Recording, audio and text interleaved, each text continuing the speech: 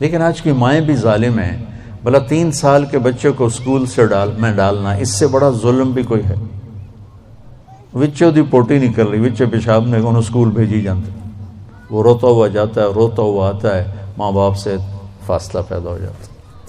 یہ 7 سال تک میرا نبی کہتا ہے بچے کو نماز بھی نہ کہو، 10 سال کے بعد تھوڑا پابندی کرواؤ. ماں باپ 7 سال 10 سال تک بچے کو ٹائم دیں، ٹائم کوئی نہیں، ٹائم دیں. اور اے خبیث موبائل جڑا بوجھے چلے ہی پھر دو، اس کو گھر میں آ کے آف کر دیں، بند کر دیں. آپ کو میرے نبی کی زندگی بتاؤ. میرے نبی جب گھر میں آتے تھے نبوت کا غم درد سب باہر چھوڑ کے آتے تھے، مسکراتے تھے، ہنستے تھے، بچوں کے ساتھ کھیلتے تھے، ان کے لیے گھوڑا بن جاتے، حسن حسین کو کمر پہ بٹھا کے کمرے میں چکر لگاتے، پھر ان سے کہتے تمہارا اونٹ کیسا ہے. پھر دونوں بھائیوں کو اتار کے حضرت زینب کو اپنی کمر پہ بٹھا کے کمرے میں چکر لگاتے، پھر ان کے ساتھ کشتی کرتے، پھر ان کی کشتی کرواتے. کیا کچھ نہیں کیا. آپ ان سے زیادہ مصروف تو نہیں ہیں. ایک جہاز سے اترے، دوسرے پہ چڑھ گئے، اس سے اترے، تیسرے پہ چڑھ گئے. یہ کوئی زندگی ہے بھائی؟ مختصر سے زندگی کے لیے اپنے آپ کو اتنا امبیلنس کر دینا کہ گاڑی کا بیلنس آؤٹ ہو تو فوراً ٹھیک کراتے ہو. اپنے بیلنس دا پتہ نہیں کتھوں دا کتھے آؤٹ ہوا پہ، اس کو بھی تو بیلنس کرو. بچے کو عزت دو، وہ آئے تو اس کے متوجہ ہو جاؤ، جی بیٹا.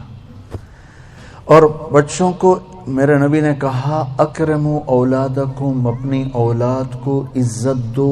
میرے نبی کو ملنے جب بیٹی فاطمہ آتی، مہینے بعد نہیں آتی تھی، ہر دوسرے دن نال تا گھر ایسے، تو میرے نبی چیئر پر بیٹھے ہیں، زمین پر بیٹھے ہیں، چارپائی پر لیٹے ہیں. جو تو سختی نہیں کرنی، رونے دو اس کو. ایک خاتون کا فون ہے، میرا بچہ بہت رو رہا ہے، میں کیا کروں؟ بہت رو رہا ہے. میں نے کہا وہ کچھ نہیں کرے، آپ کریں. میں یعنی بچے کے ساتھ میں کیا کروں؟ میں نے کہا کچھ بھی نہ کریں، یہ والا کام کریں، آپ رونے دیں. رونے سے بچے کے پھیپھڑے مضبوط ہوتے ہیں، حقیقت ہے. اور ایک بات یاد رکھو، بچہ جتنا روتا ہے نا اتنا تکلیف میں نہیں ہوتا. وہ بچوں میں شعور کم ہوتا ہے، شو زیادہ کرتا ہے، وہ تکلیف اتنی نہیں ہوتی اس کو. بچوں کو تو تکلیفوں کا احساس ہی نہیں ہوتا. کتنے تیز بخار ہوتا ہے بچوں کو، مگر وہ احساس نہیں ہوتا ان کو، ان میں شعور نہیں ہے. شعور یعنی محسوس کرنے کی جو ہے نا، یہ دکھ اور خوشی کو محسوس کرنے کی صلاحیت ان میں زیادہ نہیں ہوتی. اللہ کی ایک رحمت ہے. ہاں کوئی بیماری آ گئی خدا نہ خواستہ، کوئی اس کو تکلیف ہے، اس کا تو علاج کرنا چاہیے. وہ عام نارمل رو رہا ہے تو رونے دیں. اچھا ایک بات بتاؤں آپ کو، علمی بات ہے. جو بچے زیادہ روتے ہیں نا، اس کی ایک وجہ یہ بھی ہے کہ جو ان کو فیڈ کرانے والی ماں ہے وہ چائے زیادہ پیتی ہے. یہ جنرل نالج کے لیے ایک بات بتا رہا ہوں آپ کو. جو مائیں ہیں جو چائے زیادہ پیتی ہیں، وہ جب بچوں کو فیڈ کراتی ہیں تو وہ کیفین بچے کے خون میں جاتی ہے، اور چھوٹا سا بچہ اس کیفین کو برداشت نہیں کر پاتا، نقصان ہوتا ہے. پھر وہ چسکا بھی لگ جاتا ہے اس کو کیفین کا، چائے کا. چائے نہیں ملتی نا چھوٹے بچے کو، وہ پھر ضرورت سے زیادہ چیختا ہے. تو اس لیے فیڈ کرانے والی ماؤں کو چائے نہیں پینی چاہیے. سمجھ رہے ہو؟ اگر بہت ہی زیادہ مجبوری ہے تو تھوڑی کر دیں اور ایک ٹائم کر دیں. امام علی علیہ السلام راستے سے گزر رہے تھے، دیکھا ایک شخص اپنے چھوٹے بچے کو مار رہا تھا. بس جیسے ہی امام علی علیہ السلام نے دیکھا، آپ اس شخص کے قریب گئے اور فرمانے لگے، اے بندائے خدا، میں نے اللہ کے رسول سے سنا کہ 4 ماہ سے چھوٹے بچے کا رونا اللہ کے وجود اور وحدانیت کی گواہی ہوتا ہے. یاد رکھنا، جب معصوم بچے جب نیند میں مسکراتے ہیں تو انہیں ہم محمد و آل محمد کی زیارت نصیب ہوتی ہے. اے شخص، یہ کبھی نہ بھولنا، جب روح جسم میں آتی ہے اور جسم گناہوں سے پاک ہوتا ہے، اس وقت تک فرشتے اللہ کا کرم لے کے اللہ کی برکت کے ساتھ معصوم بچوں کے ارد گرد گھومتے رہتے ہیں. تمہارا بچہ گناہ سے پاک ہے، ظلم سے پاک ہے، حسد سے پاک ہے، نفرت سے پاک ہے. اے شخص تمہارا تمہارے بچے کو مارنا تمہیں ہی برباد کرے گا اور تمہارے ہی گھر کا رزق کم کرے گا.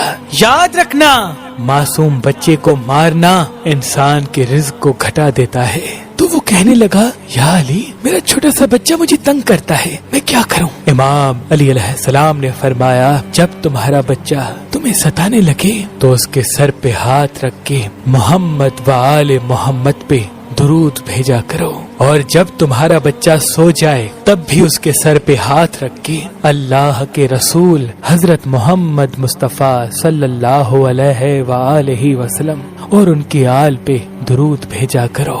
اللہ کے کرم سے تمہارا بچہ تمہارے لیے رحمت بن جائے گا، تمہارے لیے رحمت بن جائے گا، تمہارے لیے رحمت بن جائے گا. روایتوں میں آتا ہے جب کسی کا چھوٹا بچہ دنیا سے چلا جاتا ہے تو اللہ فرشتوں سے پوچھتا ہے بتاؤ میرے بندے نے کیا کیا.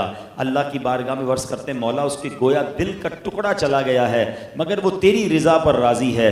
اللہ اس بچے کے دنیا سے جانے پر صبر کرنے کی وجہ سے ماں باپ کی مغفرت فرما دیتا ہے. تو ہمیں ہر حال میں اللہ کا شکر ادا کرنا ہے. بچے کی پیدائش ہو تب بھی شکر ادا کرنا ہے.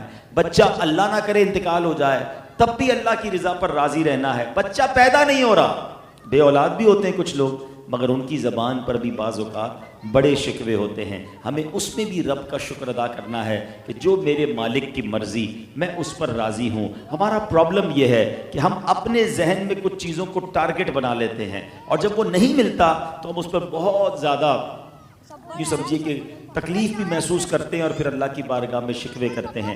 دیکھیں یاد رکھیں اللہ کریم کے فیصلے ہمارے لیے بہترین ہیں. میں آپ سے سوال کرتا ہوں کیا ہماری ماں ہمارے بارے میں کبھی کوئی غلط فیصلہ کر سکتی ہے؟ ماں تو ہمیشہ بیسٹ فیصلہ کرتی ہے نا.